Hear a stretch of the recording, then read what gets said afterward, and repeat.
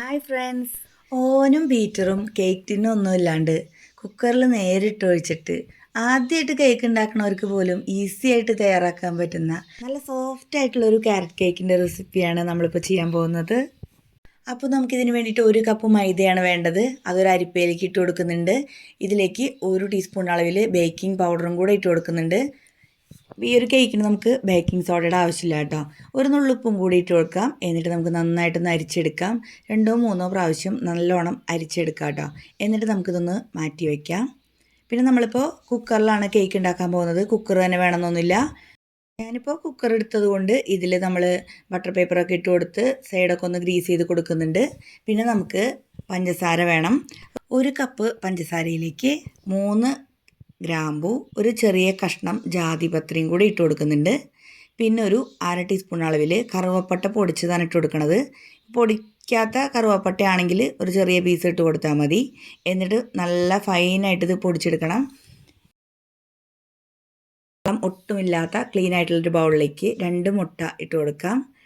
ഇതിലേക്ക് 1 ടീസ്പൂൺ അളവിൽ വാനില എസൻസും കൂടെ ഒഴിച്ചു കൊടുത്തിട്ട് വിസ്ക് വെച്ചിട്ട് നന്നായിട്ടൊന്ന് ബീറ്റ് ചെയ്തെടുക്കാം.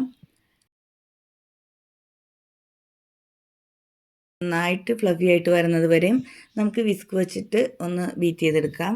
കുറച്ച് സമയം കൂടുതൽ വരുന്നുള്ളൂ കേട്ടോ. നമുക്ക് കണ്ടിന്യൂസ് ആയിട്ട് ഇതുപോലെ കൈയെടുക്കാണ്ട് ഇങ്ങനെ ചെയ്ത് കഴിഞ്ഞാൽ പെട്ടെന്ന് അത് ഇതുപോലെ നല്ല പതയൊക്കെ വന്നിട്ടുള്ള ഒരു ടെക്സ്ചറിലേക്ക് വരും. നല്ല സ്മൂത്ത് ആയിട്ടുള്ള ആ ടെക്സ്ചറായി കഴിയുമ്പോൾ ഇതിലേക്കൊരു 1/4 കപ്പ് അളവിൽ വെജിറ്റബിൾ ഓയിൽ ഏതായാലും ഒഴിച്ചു കൊടുക്കാം കേട്ടോ. ഞാനിപ്പോൾ സൺഫ്ലവർ ഓയിലാണ് ഒഴിച്ചു കൊടുക്കുന്നത്.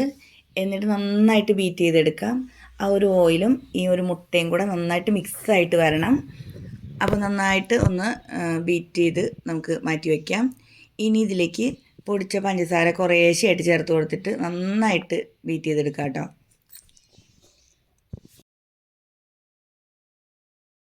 പഞ്ചസാര നമ്മളിതുപോലെ പൊടിച്ചത് കുറേശ്ശെയായിട്ട് ചേർത്ത് കൊടുത്തിട്ട് ബീറ്റ് ചെയ്തെടുത്താൽ മതി.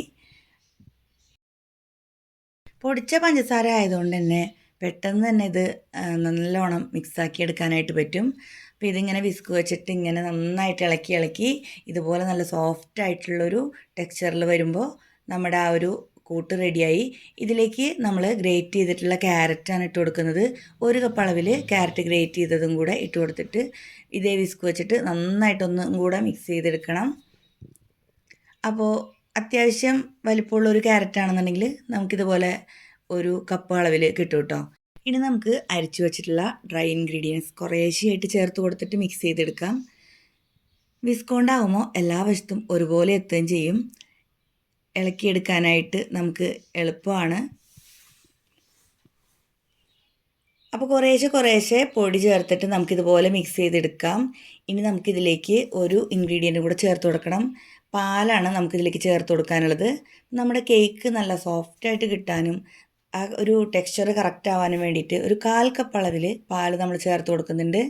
തിളപ്പിച്ചാറിയ പാലാണ് കേട്ടോ ചേർത്ത് കൊടുക്കുന്നത്. പാൽ ചേർത്തിട്ട് നന്നായിട്ടൊന്ന് മിക്സ് ചെയ്ത് എടുക്കാം. അപ്പോൾ നമ്മുടെ കേക്കിൻ്റെ ബാറ്റർ ഇവിടെ തയ്യാറായി കഴിഞ്ഞു. ഇനി ഗ്രീസ് ചെയ്ത് വെച്ചിട്ടുള്ള കുക്കറിലേക്ക് ഒഴിച്ചു കൊടുക്കാം. കുക്കറിൽ നമ്മൾ അടപ്പത്ത് വയ്ക്കുകയാണെന്നുണ്ടെങ്കിൽ വെയിറ്റ് ഇടാതെ കുക്കർ അടച്ച് വെച്ചിട്ട് വേണം കേട്ടോ നമുക്കിത് കുക്ക് ചെയ്തെടുക്കാനായിട്ട്. അപ്പോൾ കുക്കറിൽ ഡയറക്റ്റായിട്ട് ഒഴിച്ചു കൊടുക്കുന്നത് കൊണ്ട് തന്നെ ഞാൻ വേറൊരു പാത്രത്തിൽ എൻ്റെ മുകളിൽ കുക്കർ വെച്ചിട്ടാണ് ബേക്ക് ചെയ്തെടുക്കുന്നത്. ഇനി കേക്ക് ടിന്നിലാണ് ബാറ്റർ ഒഴിക്കുന്നത് എന്നുണ്ടെങ്കിൽ കുക്കറിലേക്ക് ഏതെങ്കിലും ഒരു റിങ്ങോ അല്ലെങ്കിൽ ഒരു പാത്രമോ വെച്ചതിന് ശേഷം അതിന് മുകളിലേക്ക് കേക്ക് ടിൻ ഇറക്കി വെച്ചിട്ട് വെയിറ്റ് ഇടാണ്ട് സിമ്മിൽ വേവിച്ചെടുത്താൽ മതി. ഞാനിപ്പോൾ ഒരു ഇൻഡാലിയത്തിൻ്റെ പാത്രത്തിന് മുകളിലാണ് ഈ കുക്കർ ഇറക്കി വെച്ചിട്ട് അടച്ചു വെച്ച് വേവിക്കുന്നത്. ഒരു 30 മിനിറ്റ് സമയമായപ്പോഴേക്കും നമ്മുടെ കേക്ക് ഇവിടെ റെഡി ആയിട്ട് വന്നിട്ടുണ്ട്. ലോ ഫ്ലെയിമിൽ വെച്ചിട്ടാണ് കേട്ടോ നമ്മളിത് കുക്ക് ചെയ്തെടുത്തിട്ടുള്ളത്. നല്ല സോഫ്റ്റ് ആയിട്ടുള്ള ക്യാരറ്റ് കേക്ക് ഇവിടെ തയ്യാറായി കഴിഞ്ഞു. കാണുമ്പോൾ തന്നെ നിങ്ങൾക്ക് മനസ്സിലാവുണ്ടാവും നല്ല ടെക്സ്ചറൊക്കെ ആയിട്ട് കിട്ടിയിട്ടുണ്ട്. അപ്പോൾ കണ്ടോ നല്ല സോഫ്റ്റാണ് കേട്ടോ അത്. അത്രയ്ക്ക് നല്ല പഞ്ഞി പോലെയാണ് ഇരിക്കുന്നത്. ഈ ഒരു കേക്ക് ഒരു ദിവസം വെച്ചിട്ട് പിറ്റേ ദിവസത്തേക്ക് ഉപയോഗിക്കുമ്പോഴാണ് കേട്ടോ കുറച്ചും കൂടെ നല്ലത്. അപ്പോൾ തന്നെ ഉപയോഗിക്കാൻ പറ്റുന്ന കേക്കാണ് എങ്കിൽ കൂടിയും ഒരു ദിവസം വെച്ച് കഴിഞ്ഞാൽ ഒന്നും കൂടെ ടേസ്റ്റ് ആയിരിക്കും. ഇപ്പോൾ ഒരു ഭംഗിക്ക് വേണ്ടിയിട്ടുണ്ടല്ലോ ഒരു അരിപ്പയിൽ കുറച്ച് പൊടിച്ച പഞ്ചസാര ഇട്ടിട്ട് ഇങ്ങനെ ഒന്ന് ഡസ്റ്റ് ചെയ്ത് കൊടുക്കുന്നുണ്ട്. അപ്പോൾ ശരിക്കും ഈ കേക്ക് കണ്ടാൽ ഒരു മഞ്ഞൾ പൊളിച്ച് നിൽക്കണ കേക്കിൻ്റെ ഫീൽ വരണില്ലേ? ഇങ്ങനെയൊന്നും ചെയ്യണമെന്നില്ല കേട്ടോ, ഞാനത് വെറുതെ ഇങ്ങനെ ചെയ്തതാണ്, കാണാനൊക്കെ ഒരു ഭംഗിക്ക് വേണ്ടിയിട്ട്, അത്രേ ഉള്ളൂ. നമുക്കിങ്ങനെ പഞ്ചസാരയൊന്നും മുകളിൽ വിതറിയില്ലെങ്കിലും നല്ല ടേസ്റ്റാണ് കേട്ടോ കേക്ക്. അപ്പോൾ നമുക്കിത് കട്ട് ചെയ്യാം. കത്തി വയ്ക്കുമ്പോൾ തന്നെ അറിയാം അത്ര പഞ്ഞി പോലെ അത് അങ്ങനെ താന്നു പോകുന്നുണ്ട്. ശരിക്കും മഞ്ഞിൽ കാല് കുത്തണ പോലെ അല്ലേ? അപ്പോൾ വളരെ സിമ്പിളല്ലേ ഈ ഒരു കേക്ക് ഉണ്ടാക്കിയെടുക്കാനായിട്ട്. കട്ട് ചെയ്ത് നോക്കുമ്പോൾ തന്നെ നിങ്ങൾക്ക് അതിൻ്റെ ടെക്സ്ചറൊക്കെ കാണുമ്പോൾ മനസ്സിലാവും. നമ്മൾ മുകളിലിട്ടിരുന്ന നട്ട്സൊക്കെ ഇടയിൽ ഇറങ്ങിപ്പോയിട്ടുണ്ട്. ആ നട്ട്സ് ഇടുമ്പോൾ കുറച്ച് മൈദയിൽ കോട്ട് ചെയ്ത് ഇടുകയാണെന്നുണ്ടെങ്കിൽ ഇതുപോലെ താണു പോവാണ്ട് കേക്കിൻ്റെ മുകളിൽ തന്നെ ഉണ്ടാവും കേട്ടോ. ഞാനത് ശ്രദ്ധിച്ചില്ല.